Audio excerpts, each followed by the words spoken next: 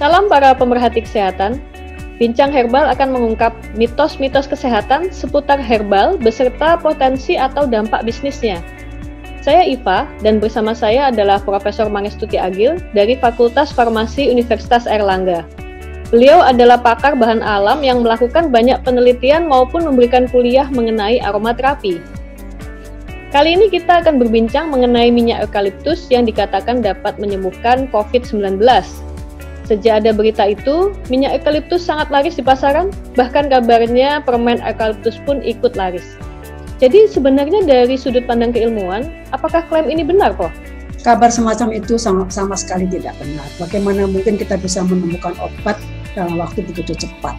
Sedangkan virus corona penyebab endemik SARS dan MERS saja sampai sekarang vaksin dan obatnya belum ditemukan. Menemukan obat itu memerlukan waktu yang sangat panjang dengan mengikuti protokol dan ketentuan yang sudah ditetapkan oleh Badan Dunia dan pemerintah. Gagasan untuk mempercepat pun bukan tindakan yang sepenuhnya benar karena kita berhubungan dengan efektivitas dan keamanan. Jadi bagaimana sebenarnya khasiat minyak eukaliptus ini? Minyak eukaliptus memang sudah mempunyai reputasi untuk membantu mengatasi gejala yang ringan yang timbul pada infeksi saluran nafas, yaitu pada penyakit flu dan demam. Jadi misalnya tenggorokan sakit, hidung tersumbat. Seperti kita ketahui virus flu kan menyerang hidung, kemudian tenggorokan dan paru-paru. Sebetulnya kerjanya itu sama dengan minyak kayu putih, tapi ini bukan minyak kayu putih. Kita mempunyai dasar ilmiah pada pemakaiannya, jadi ada bukti ilmiah. Pertama ya, bagaimana dia bisa membantu mengendalikan efek-efek atau gejala ringan, yaitu karena mempunyai aktivitas antivirus, flu, dan antibakteri. Jadi dia mengendalikan agar kondisi tidak menjadi lebih buruk dengan mencegah terjadinya komplikasi. Dengan cara itu, maka dia memberi kesempatan kepada tubuh untuk melakukan proses. Proses itu sedemikian rupa dilewati sehingga kemudian sistem imun akan menjadi kuat dan memusnahkan virus. Bukti yang kedua adalah kita sering melihat atau mengalami pemakaian minyak eukaliptus dengan cara digosokkan pada punggung dan dada. Ini dasarnya adalah dengan menggosokkan yang kuat dan berkali-kali, diharapkan molekul-molekul minyak atsiri itu masuk melalui pori-pori kulit ke dalam pembuluh darah dan kemudian menuju ke tempat di mana virus itu melakukan replikasi atau perbanyakan. Memang harus diakui bahwa cara ini atau pendapat ini belum sepenuhnya benar. Jadi bagaimana cara pemakaian yang benar? Nah, minyak eukaliptus ini senyawanya tuh golongan monotermin itu sangat ringan ya, golongan monoterpin sangat ringan sehingga mudah sekali menguap.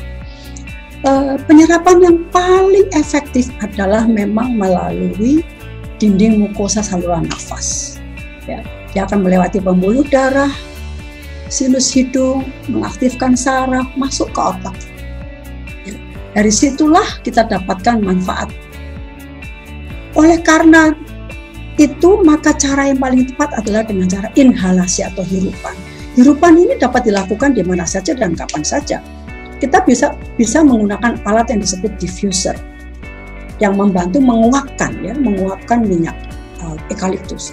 Kalau toh kita tidak punya diffuser dengan cara apapun, contohnya adalah penggunaan cotton ball. Kita basahi saja cotton ball dengan 3-5 tetes minyak atsiri, kita letakkan di samping tempat tidur kita.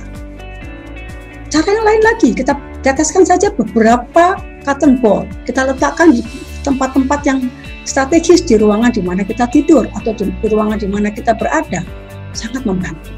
Cara lain lagi yang lebih gampang, minyak atsiri ini kalau kita teteskan pada garam apa saja ya, lalu kita taruh dalam wadah bermulut lebar, akan menjadi lambat penguapannya. Apa artinya?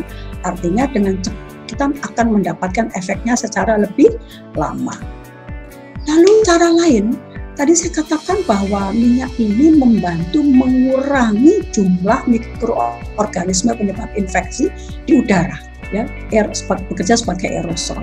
Jadi kalau kita menempatkannya di tempat-tempat di mana kita berada, misalnya di ruang keluarga atau di kantor atau di ruang tunggu itu sangat baik, akan mereduksi dan menyebabkan berkurangnya kemungkinan terserang infeksi.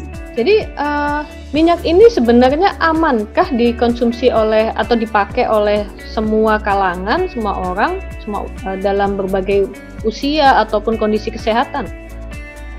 Nah, untuk menjawab pertanyaan itu saya harus katakan begini ya, pada garis besarnya pemakaian minyak dengan cara dioleskan pada kulit, ya kan ada cara pemakaian seperti saya katakan tadi, dioleskan pada kulit. Kemudian dengan cara yang ingin meminumnya atau mengkonsumsinya, ataupun inhalasi, sebaiknya dilakukan dengan cara pengenceran. Ya, karena bagi orang-orang yang sensitif, kemudian terjadi reaksi yang tidak dikehendaki itu masih ada.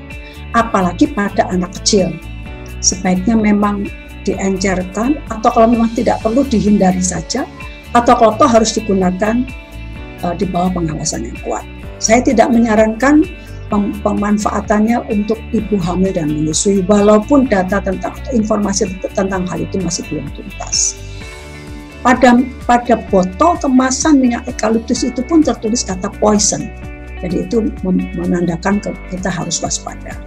Jadi sebenarnya minyak ini kan setahu saya bukan asli Indonesia ya.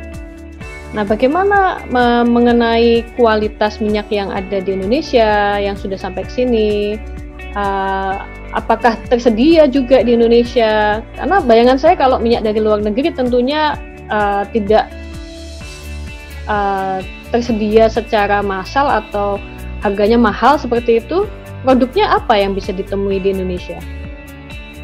Minyak eukaliptus itu berasal dari tanaman bernama Eucalyptus species. Spesies artinya jenis ya. Bermacam-macam jenis. Jadi kualitas minyak yang dihasilkannya tergantung dari jenis tanamannya. Memang di Indonesia belum banyak dikenal karena memang tidak tumbuh dengan baik seperti halnya di Australia. Namun itu tidak berarti bahwa kita tidak bisa mendapatkan. Kita tetap bisa mendapatkannya melalui penyalur atau distributor yang berkualitas ya. Mengapa saya tekankan berkualitas? Karena kalau kita ingin mendapatkan manfaatnya, maka kita harus yakin bahwa minyak itu mempunyai kemurnian yang baik. Kemurnian yang baik menentukan harga pasti. Harga minyak atsiri tidak bisa murah. Minyak eukaliptus misalnya 15 ml berharga kurang lebih $20, tidak murah. Kalau minyak murah kita harus curigai kualitasnya. Bisa dalam bentuk campuran. Dan itu sama sekali tidak bisa kita harapkan efektivitasnya. Ya, jadi sekali lagi produk minyak atsiri termasuk minyak eukaliptus itu mempunyai prospek peran yang baik dan dengan sendirinya mempunyai prospek yang baik dalam bisnis ya misalnya. Prospek dalam bisnis itu untuk minyak eukaliptus menjadi sangat menonjol ketika minyak eukaliptus ini berhasil membantu mereduksi jumlah mikroorganisme, virus dan bakteri yang berterbangan atau berada di udara ketika terjadi endemik virus corona SARS tahun 2002. Wah, itu sold out, terjual habis. Nah, dan satu hal yang perlu saya sampaikan juga ya, keuntungan ya. Jadi saya rasa segi bisnis itu sangat baik ya kalau minyak asalkan berkualitas. Minyak ini mengandung senyawa monoterpin ya. Jadi dia bersifat non-selektif terhadap bakteri dan virus, sebagai antibakteri dan virus. Jadi artinya apa? Dia tidak menyebabkan resistensi virus. Jadi bisa dipakai untuk tujuan itu dengan sangat baik tanpa menyebabkan resistensi. Menarik sekali itu keterangan itu, Prof. Jadi kalau bisa kita simpulkan, minyak eukaliptus ini bisa membantu mengatasi gejala ringan COVID-19, tapi tidak menyembuhkan ya. Lalu mungkin pemakaian yang paling efektif juga adalah dalam bentuk aerosol sebagai alternatif air purifier untuk membunuh virus dan bakteri yang mengotori udara. Ada yang bisa ditambahkan lagi di sini, Prof? Ya, benar sekali. Saya ingin sekali, ayo kita bersama-sama menikmati saja manfaat yang sudah kita dapat melalui pemakaian yang sudah berlangsung secara turun-temurun ya dari minyak eukaliptus ini untuk membantu ya, sifatnya adalah komplementer ya, disertai dengan gaya hidup sehat ya, jadi preventif lah sifatnya. Tapi satu hal lagi ya, saya ingin sekali sampaikan ya, aroma yang ditimbulkan oleh minyak eukaliptus dan minyak atsiri yang lain ya, tidak saja minyak eukaliptus, itu menimbulkan apa? Karena aroma yang menimbulkan kegembiraan. Kegembiraan itu akan menyebabkan terjadinya apa? Relaksasi. Relaksasi menyebabkan apa? Meningkatnya imunitas. Meningkatnya imunitas berarti apa? Kita sehat. Terima kasih atas paparannya. Para pemerhati kesehatan, demikian bincang-bincang kita pada hari ini. Tetaplah menjaga kesehatan dan kita akan jumpa lagi di Bincang Herbal selanjutnya.